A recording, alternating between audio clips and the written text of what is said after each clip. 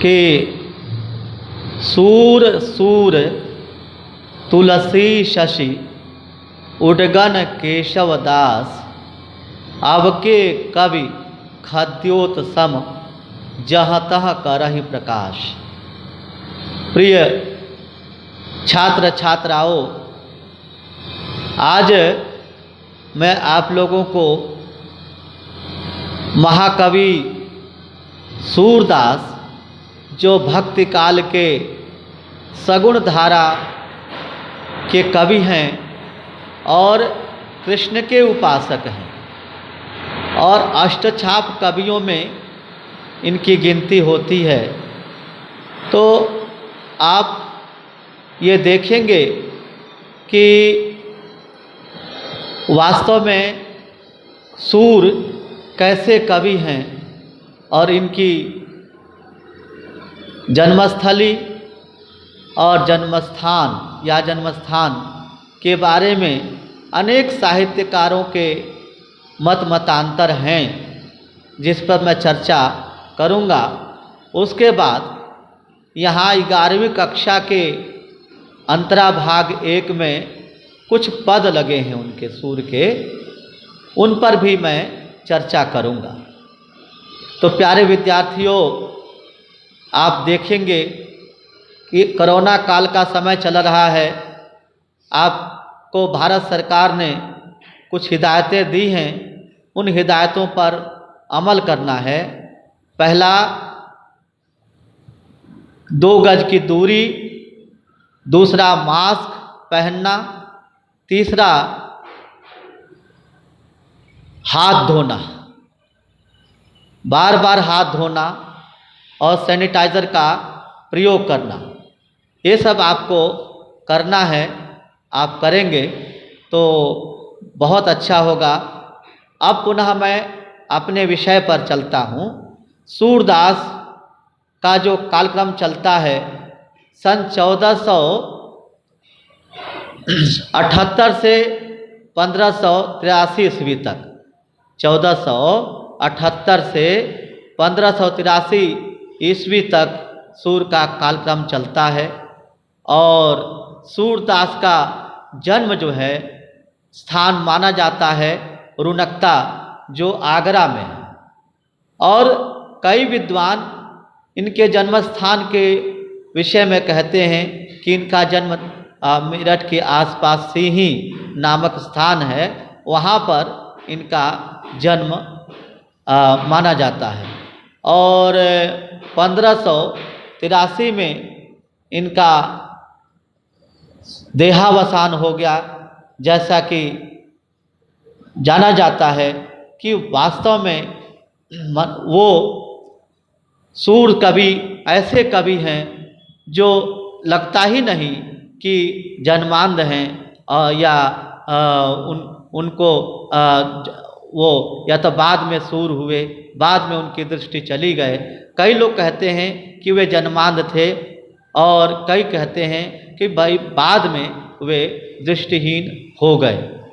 लेकिन कई विद्वानों ने, कई ऋषि मुनियों ने उनको चित्र दिखाए। एक चित्र किसी ने दिखाया कि कृष्ण उसमें नंगा खेल रहे थे, तो उन्होंने नंगी तस्वीर उन्होंने दिखाई, तो अंतर्दृष्टि से बता दिया कि आज हरि देखियो नंगम नंगा, कि आज मैंने ईश्वर को नंगा देखा।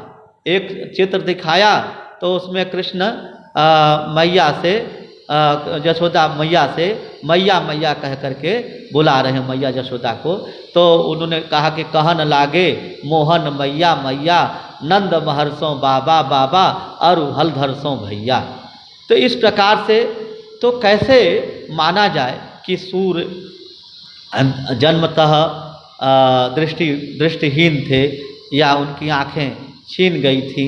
और तो मतांतर को ध्यान रखते हुए मैं यह मानता हूँ कि सूर जो कुछ भी थे अपने आप में अद्वितीय थे, कृष्ण भक्त थे और राम और कृष्ण दोनों पर इन्होंने पद लिखे हैं और इनकी अनेक रचनाएं हैं। पहली जो रचना है वो सूर सागर सार है, और दूसरी रचना है सूर सारावली है, तीसरी रचना है सूर साहित्य लहरी, ये रचना इनकी है। और विद्यार्थियों एक बात बताऊं मैं कि सूर ने कुछ पैसे पद लिखे कि जिन्हें हम कूट पद भी कहते हैं, कूट पद। अच्छा, एक बात और बताऊं कि पुष्टि मार्ग इसमें आता है भक्ति काल में। पुष्टि मार्ग, पुष्टि का अभिप्राय होता है कृपा या अनुकंपा। अनुकंपा किसकी? उनके गुरु कौन थे? आचार्य वल्लभाचार्य से सूर की भेंट गो घाट पर हुई, मथुरा में गो घाट पर हुई। और गो घाट में जब सूर गए वहाँ पर, तो वल्लभाचार्य ने कहा कि सूर है के काहे घिघियात है, कछु भगवत जस वर्णन कर। और उसके बाद से उन्होंने कृष्ण की बाल लीलाओं पर पद लिखना प्रारंभ किया। और उससे पुष्टि मार्ग से पहले सूर जो है बड़े कूट पद लिखे। कूट का अर्थ होता है रहस्यात्मक, नीतिगत, और भक्तिपरक पद लिखे। लेकिन उसके बाद इन्होंने वात्सल्य और श्रृंगार दोनों रसों का प्रयोग अपने साहित्यिक रचनाओं में सूर ने किया है। तो कहते कि सूर सागर जो उनका ग्रंथ है सूर सागर, वह उसमें 1.25 लाख पद हैं। परंतु कुछ विद्वानों, डॉक्टर श्याम सुंदर दास के अनुसार उनकी रचनाओं में लगभग 10,000 के करीब पद अब रह गए हैं, ऐसा मानते हैं। आचार्य रामचंद्र शुक्ल ने 1.25 लाख पदों को आधारित मान करके लिखा है। और बाकी सूर की जो भाषा है, अभिव्यक्ति की जो भाषा है, अभिव्यक्ति शैली की जो भाषा है, वह है ब्रज भाषा। सूर ने अपना साहित्य ब्रज भाषा में लिखा, और इसीलिए और वात्सल्य रस और श्रृंगार रस दोनों का घोर प्रयोग किया है सूर ने। उधर कृष्ण राधा के प्रेम प्रसंग को लेकर के जब श्रृंगार लिखते हैं तो बड़ा अच्छा लिखते हैं कि श्याम यह ऋतु रुसबे को नाही। जब कृष्ण राधिका रूठ जाती हैं तो श्याम मनाने जाते हैं, तो जो है गोपी, और कई बार कृष्ण रूठ जाते हैं तो गोपियाँ मनाने जाती हैं। तो एक सखी कहती है, हे कृष्ण यह रूठने को की ऋतु नहीं है। तो कई बार कृष्ण जो है सूर दिखाते हैं कि गोपिका ब्रज में है कोऊ माई दही लेहुरी है कोई माई दही लेवे को, कोई सखी दही लेना चाहती है। तो इस प्रकार से दही बेचने के प्रसंग का भी वर्णन सूर करते हैं अपने पदों में। बड़ा उनके पद बड़े मार्मिक और राग रागनियों पर आधारित हैं। सूर के जो पद हैं राग रागनियों पर आधारित हैं। कहते 36 राग और इनकी कई 36 रागनियाँ हैं, 36 रागनियाँ हैं और इनके कई राग हैं। तो कहा गया है कि संगीत है शक्ति ईश्वर की, हर सुर में बसे हैं राम। रागी जो सुनाए रागनी तो रोगी को मिले आराम।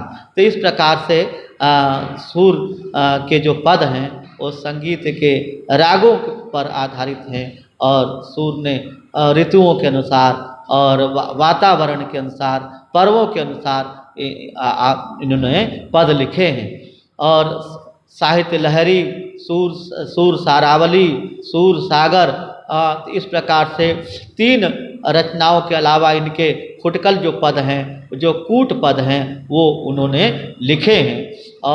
और उनका पद लालित्य देखिएगा, जब भी किसी भी पद की जब पंक्ति पढ़ते हैं तो उनके पदों में लालित्य है, माधुर्य है, संगीतात्मकता है, प्रवाहमयता है और कर्णप्रिय है, और माधुर्य गुण प्रसाद गुण और माधुर्य गुण, इन तीनों गुणों का प्रयोग जो है कवि ने किया है। और सूर तो सूर हैं, सूर तो सूर्य हैं, वही सूर है दिव्य सॉरी वही सूर है दिव्य गगन का केवल है छाया। तो सूर जो है कवि एक ऐसे कवि हैं कि भक्ति काल के कवि शिरोमणियों में उनका नाम है। और अष्टछाप कवि जो 8 कवि हैं, नाभादास, कुंभन दास और नंददास, तो 4 कवि जो है विट्ठल दास ने दिए और 4 ही भक्त कवि जो है वल्लभाचार्य ने दिए। तो उनमें सूरदास जो हैं सर्वोपरि हैं और रसिक शिरोमणि हैं। सूर ने जो पद लिखे बड़े सराहनीय हैं। तो इस प्रकार से सूर की जीवन वृत्तांत पर मैंने अभी आपको बताया और लेक्चर दिया। को सूर के जो है सभी पद गेय हैं, अर्थात गाए जाने योग्य हैं। सूर जो है सूर ने जितने भी पद लिखे हैं वो सब गाए जाने योग्य हैं और गा करके और सुना सकते हैं आप। और उनके पद ये भी बताया कि रागों पर वो आधारित हैं, राग में बंधे हुए हैं। तो अब मैं आपके यहाँ 2 पद लगे हैं, इनको पढ़ता हूँ और सस्वर पहले पढ़ता हूँ और फिर इनकी व्याख्या करूँगा। ठीक है, तो पहले मैं पद पढ़ता हूँ कि खेलत में को काको गोसैया, खेलत में को काको गोसैया, हरिहारे जीते श्री दामा, हरिहारे जीते श्री दामा, का जीते श्री दामा, बरबसही कत करत रिसैया, खेलन में को काको गोसैया। और अगली पंक्ति देखिएगा, जाति पाति हम ते बड़ नाही, जाति पाति हम ते बड़ नाही, बसत तुम्हारी छैया, अति अधिकार जनावत जाते, अधिकार जनावत जाते, जाते अधिक तुम्हारी गैया। और अगली पंक्ति अगली अर्धाली, और रूठत ही करे तासु को खेले, रूसही करे तासु को खेले, रहे बैठी जहाँ तहाँ सब गवैया, सूरदास प्रभु खेल्यो चाहत, सूरदास प्रभु खेल्यो चाहत, दाऊदियो कर नंद दुहैया, खेलन में को काको गोसैया। और विद्यार्थियों, यह पद आपको अच्छा लगा हुआ होगा क्योंकि मैंने सस्वर वाचन किया है इसका। अब आप इसकी व्याख्या देखिएगा। खेलन अर्थात खेलने में, को मतलब होता है कौन, काको मतलब किसका, गोसैया मतलब होता है स्वामी, गोस्वामी। अर्थात खेलने में कौन किसका गोस्वामी होता है, कौन किसका मालिक होता है। और देखिए हरि कृष्ण हारे हार गए, जीते जीत गए। श्री दामा जो है कृष्ण के मित्र हैं, वो जीत गए। और बरबस मतलब जबरदस्ती, बरबस का मतलब होता है जबरदस्ती। ही अवश्य, कत कितना, करत मतलब करते हैं, रिसैया मतलब क्रोध, कितना क्रोध करते हैं। क्योंकि आप कृष्ण हार गए और श्री दामा जो है जीत गए। जीतने के बाद भी कृष्ण जो है जबरदस्ती क्रोध कर रहे हैं कि भाई मैं कैसे हार गया। और कहते हैं कि जाति पाति, जाति पाति हमते मतलब हमसे बड़ नाही, मतलब हमसे बड़ी नहीं है। जाति खेलने में किसी की कोई जाति पाति नहीं होती है। बड़ नाही मतलब नहीं। और बसत तुम्हारी छैया, तुम्हारे छैया मतलब छत्र छाया, तुम्हारी छत्र छाया में हम नहीं रह रहे हैं। ग्वाल बाल कहते हैं कि भाई खेलने में तो कोई किसी का गोस्वामी नहीं होता है, कि कोई किसी का मालिक नहीं होता है। हम जो है तुम ऐसा कहते हो कि जाति पाति हमसे बड़ नहीं, कि जाति पात जो है हमसे बढ़ करके नहीं है। और बसत तुम्हारी छैया, और हम लोग तुम्हारी छत्र छाया में रह रहे हैं, ऐसा भी कुछ नहीं है। खेलने में न किसी की कोई जाति पाति होती है, न कोई बड़ा होता है, न कोई छोटा होता है।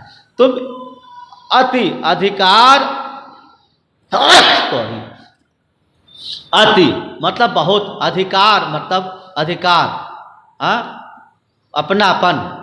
जनावत मतलब जनाना, मतलब प्रतीत महसूस कराना, अनुभव कराना। जाते याते मतलब जिससे, जाते मतलब जो, अधिक तुम्हारी गैयाँ, जिस ऐसा तुम अधिकार जना रहे हो कि ऐसा लग रहा है कि तुम्हारी गाय ही सबसे अधिक है। तुम्हारी गाय ही सबसे अधिक हैं। और गाय ऐसा कुछ नहीं है, हमारी भी गाय जो है बहुत अधिक हैं। और रूसही करे, रूसही करे अर्थात रूठना करे, मतलब क्रोध करे। तोसो उससे, तोसो मतलब उससे, को खेले, कौन खेले, जो भाई नाराज होता है, बात बात पे नाराज हो रहा है, बात बात पे गुस्सा कर रहा है, उससे कौन खेलेगा भाई। उससे खेलने का मतलब क्या है, अर्थात बच्चों प्रस्तुत पद में बाल क्रीड़ा का वर्णन है। कृष्ण और ग्वाल बाल सब आपस में खेल रहे हैं, मित्रवत खेल की बात है। और खेलने में कृष्ण रूठ जाते हैं। इस प्रसंग को लेकर के कवि ने ये पद लिखा है। को खेले रहे बैठ जहाँ तहाँ गोइयाँ, और सब लोग जो है जहाँ तहाँ जा कर के बैठ गए कि भाई कौन खेलेगा इसके साथ, ऐसे लड़के के साथ कौन खेलेगा जो बात बात पे गुस्सा कर रहा है। अगला है बेटा सूरदास। सूर कवि कहते हैं प्रभु खेलो चाहत। सूरदास कवि कहते हैं कि प्रभु जो है मेरे प्रभु खेलना चाहते हैं। और दाऊ मतलब होता है वो बाजी देना, दाऊ मतलब बाजी। दियो करी नंद दोहैया, नंद की दुहाई दे करके, नंद बाबा की कसम खा करके, और उन्होंने दाव दे दिया कि हाँ अब मैं गुस्सा नहीं करूँगा, अब मैं खेलूँगा। तो इसमें बेटा पदलालित्य है, प्रसाद गुण है, और स्थान स्थान पर कर्णप्रिय मधुर शब्दों का प्रयोग इसमें कवि ने किया है। अब दूसरा देखिएगा, मुरली तो गोपाल ही भावती, मुरली तो गोपाल ही भावती। असुनुरी सखी यद्यपि नंदलाल ही, नाना भांति नचावती। मुरली तो गोपाल ही भावती, राखती एक पाय ठाढ़ो करी, राखती एक पाय ठाढ़ो करी अति अधिकार जनावती मुरली तो गोपाल ही भावत। अगली पंक्ति पर ध्यान दीजिएगा। कोमल तनु आज्ञा करवावती, कोमल तनु आज्ञा करवावती, कटी टेढ़ो है आवती, अति आधीन सुजान कनोड़े, अगिरिधर नार नवावती, मुरली तो गोपाल ही भावती। आपु पौढ़ी अधर सज्जा पर, आपु पौढ़ी अधर सज्जा पर, कर पल्लव पलुटावती, मुरली तो गोपाल ही भावती। और अगली पंक्ति पर देखिएगा। भ्रिकुटी कुटिल नैन नासा पुट, भ्रिकुटी कुटिल नयन नासा पुट, हम पर कोप करावती, सूर प्रसन्न जानिए कौछिन, छो सूर प्रसन्न जानिए कौछिन, औरत अधरत धरते शीस डुलावती, धरते शीस डुलावती, मुरली तो गोपाल ही भावती। प्रस्तुत पद में विद्यार्थियों मुरली की महिमा का वर्णन किया है और कृष्ण जो है मुरली के वश में हो गए हैं, इस बात को इस पद में दर्शाया गया है। मुरली गोपाल को भाने लगी है, कृष्ण को मुरली भाने लगी है, इस बात को यहाँ दर्शाया गया है।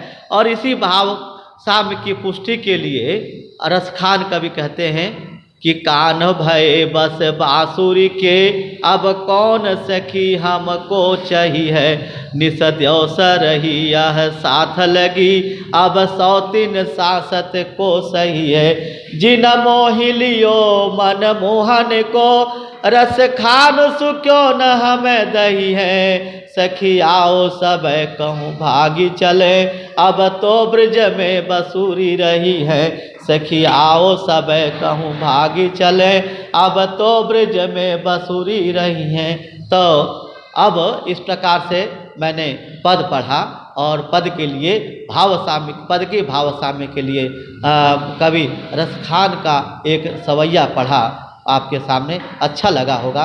अब मैं इसकी व्याख्या करता हूँ कि मुरली तो मतलब तो गोपाल ही भावती, गोपाल को कृष्ण को गो काम पालयति इति गोपालः, जो गौओं का पालन करते हैं, गायों का पालन करते हैं, उसे गोपाल कहते हैं। तो गोपाल कौन यहाँ पर? कृष्ण, कृष्ण को गोपाल कहा गया है।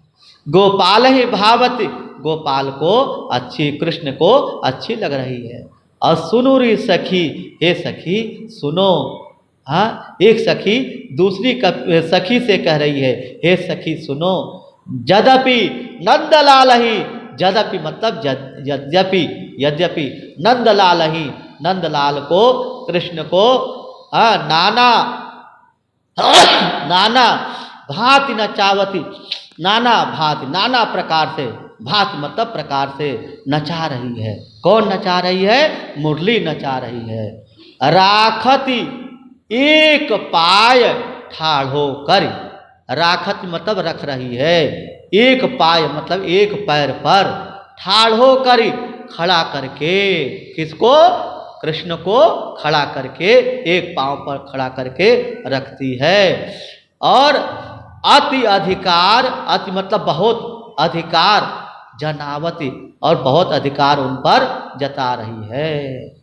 और आगे क्या बात कर रही है कि कोमल तनु, कृष्ण का शरीर कैसा है, कोमल है, हाँ, और छुई मुई जैसा शरीर है, हाँ।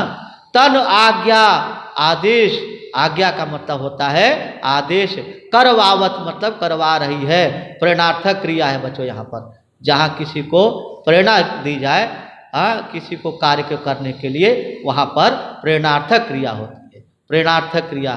कोमल तनु आज्ञा करवावती और कटि टेढ़ो है आवती। कटि मतलब होता है कमर, कटि का मतलब होता है कमर, कमर टेढ़ी होती जा हो रही है, होए आवती, होने लग, उसकी कमर जो है, कृष्ण की कमर टेढ़ी हो जाती है। और अति आधीन, हाँ, अति आधीन, बहुत आधीन मतलब होता है भरोसा, हाँ। सुजान मतलब चतुर, सुजान का मतलब होता है चतुर, कनोड़े कृपा के बोझ से दबा हुआ, कृष्ण जो है बांसुरी की कृपा के बोझ के तले दब गए हैं, कृष्ण जो है बांसुरी की कृपा के बोझ के तले दब गए हैं।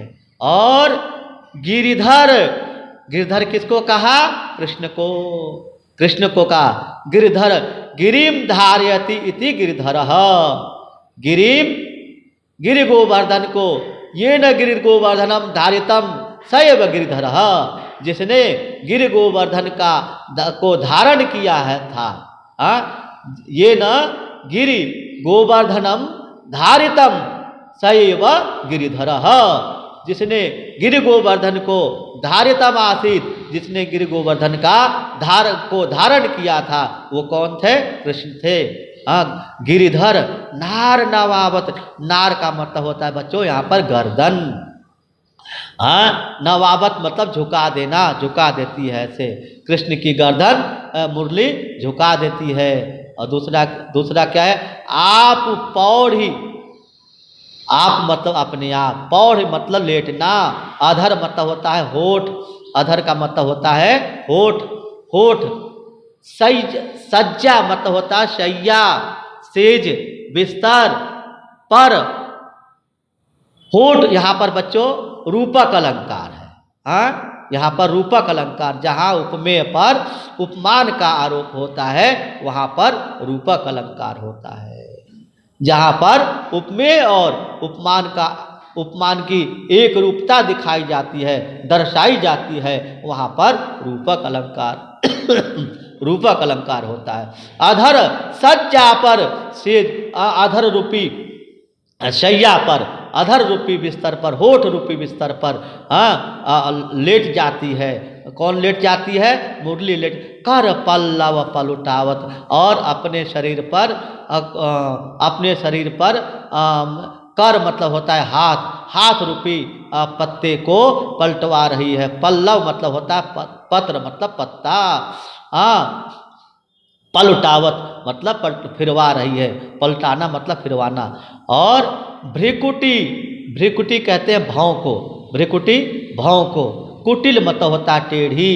नासा, नयन नेत्र, नयन का मतलब होता है नेत्र। नासापुट और नाक की जगह, नासिका प्रदेश, नासापुट, यहाँ पर पुट कहते हैं जगह को, स्थान को, नाक के आसपास के स्थान को पुट कहा जाता है, नासापुट। और हम पर कोप करावत, हम पर, हम कौन, गोपिकाएं, गोपियों पर क्रोध करवा रही है, हाँ? क्रोध करवा रही कौन, मुरली क्रोध करवा रही है। और सूर प्रसन्न, सूर कभी कहते हैं प्रसन्न जानी एक औछिन, कभी भी सूर कभी कहते हैं, कभी गोपियाँ कह रही हैं, कभी भी कृष्ण थोड़े बहुत प्रसन्न जान पड़ते हैं, नहीं जान पड़ते। और क्षीण मतलब क्षण, एक क्षण भी, धरते शीश डोलावत, और धरते मतलब सिर के नीचे के भाग को धड़ कहा जाता है, सिर के नीचे के भाग को धड़ कहा जाता है। धड़ से शीश डुलावत, और शीश जो है सिर, शीश का मतलब सिर डुलवा देती है। इस प्रकार से अर्थात गोपियाँ कृष्ण से बात तक नहीं कर पाती हैं, इसीलिए रसखान के शब्दों में वो ब्रज से निकल जाने तक की भी बात कर देती हैं। और इस प्रकार से विद्यार्थियों